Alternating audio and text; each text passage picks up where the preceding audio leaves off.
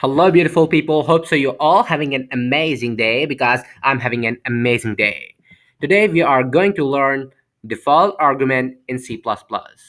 From my previous tutorial, you guys know that when a function is actually called, the number of actual parameters and formal parameters must be the same. However, C++ relaxes this condition for function with default argument. What you guys should actually do, you must specify the value of a default parameter when the function name appears for the first time. And you guys know that that function appears in the form of prototype right for the first time. However, if you guys are writing the function definition before main function, then you should write the default values right in the function definition. So let's move towards our Visual Studio to properly understand what actually happens. Enlarge our screen, make the font larger. So what actually different in this tutorial? From now on, we will not describe the basic syntax of C++, and if you want to learn the basic syntax, then you should watch the previous tutorials. So if we make our function, then the first step in function making is obviously prototype. The return statement is int, and our function name is foo. There are three formal parameters here. So I'm going to make the default argument by specifying any value. Our first function name is A, second is B and C.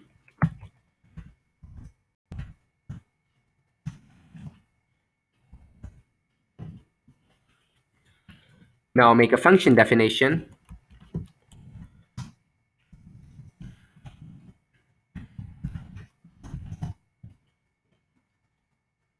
Copy this formal parameter right in the function definition, but what you should do to avoid error, you should remove the assigned value because it is already assigned in the prototype.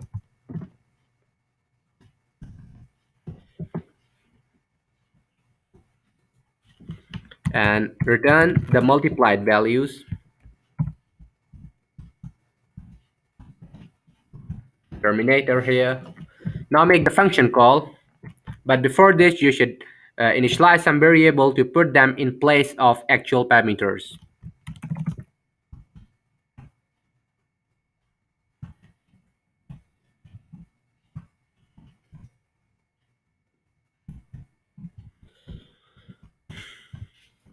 So now but actually different in case of default arguments. Uh, it's different in a way. Okay.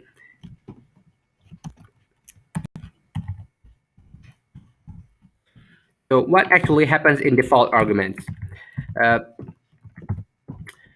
if you don't write any actual parameter, then values assigned for the formal parameters will show up in the function definition.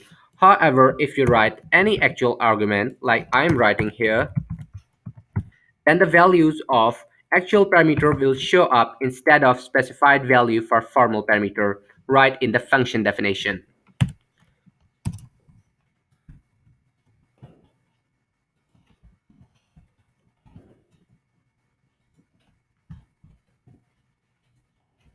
We are making the for function call to show up the function in 4 different ways.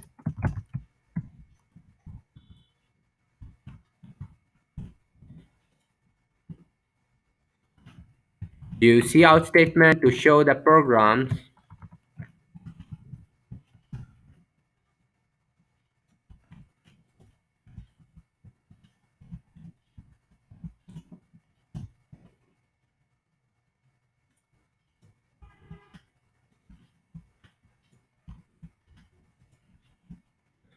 So here we go. Okay, you guys know that if we don't specify any actual parameter, then the specified values for formal parameter will show up in the function definition. However, if all three or some actual parameters are there, then values of actual parameter will transfer to function definition instead of the specified value. So now let's move and run our program to see what actually happens.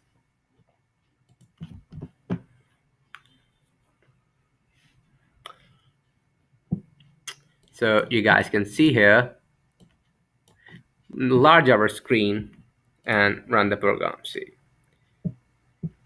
you guys can see that in our first function with no parameter, the result is showing up as 1, because 1 multiplied by 1 multiplied by 1, which is happening right in the function definition, result gives 1.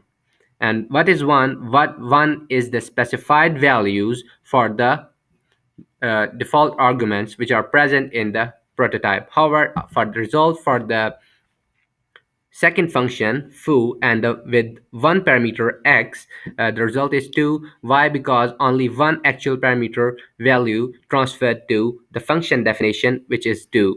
However, in case of third, the result is 6, because 2 multiplied by 3 multiplied by 1 is 6. Obviously very simple for the mathematicians, obviously.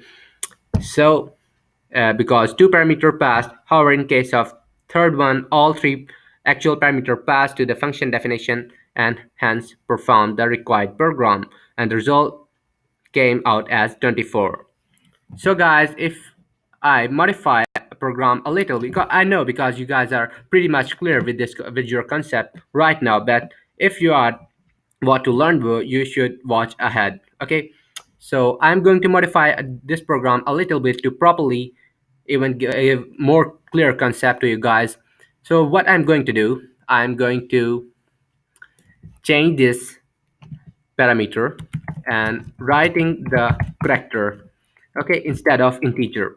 So our the variable now will be same, which is y, in fact c is equal to g here. Okay, I'm giving the value of g, and same I'm changing here the value, and also I have to change the actual parameter in order to pass value. So I'm going to pass z is equal to e. So here we go. However, I have to change the return type because I don't want to return any kind of value here, and I will simply show up the values in the function definition instead of uh, give the multiplied result. So what happens now? Delete this line and write a is equal to a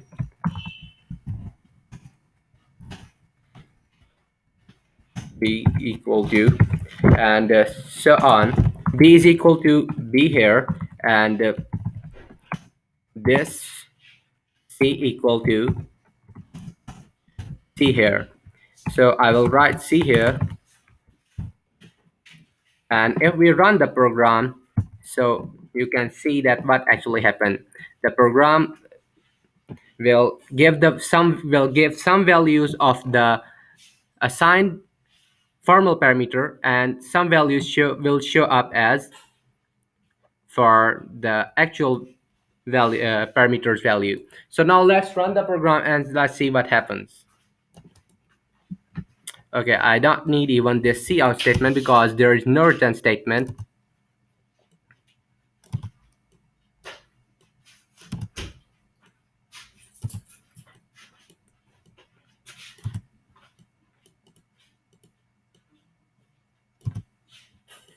This program is a little bit for advanced level. If you're not understanding, then try to understand what can happen. Okay, so let's run the program. So you guys can see here, I will make our program a little larger. So you guys can see here that, okay, so I will make this screen a little larger. To properly understand it, watch this for a while. Okay, you guys can see here that one, all formal parameter values are transferred for the first function, and for the second function, only one value passed from the main function into the function definition. However, in the case of third function, only two values or two parameters pass from main function into the function definition. You guys can see here. However, for the case of fourth function, all three parameters pass from the function main function to the function definition. And you can see the difference of values. These are pretty much clear here. So guys, if you like my tutorial, then what you guys should do, it's actually the matters. So don't forget to subscribe my channel for more videos. However, if you want to test your knowledge of C++, the or Java, you can download two apps, C++ Programming Quiz and Core Java Quiz. Link of both apps will be in comment section, not in comment section. In fact, it was previously in the comment section, but right now it is in the description. So if you want to get the link, go to the description and download the apps. Like always, thanks for watching. Peace.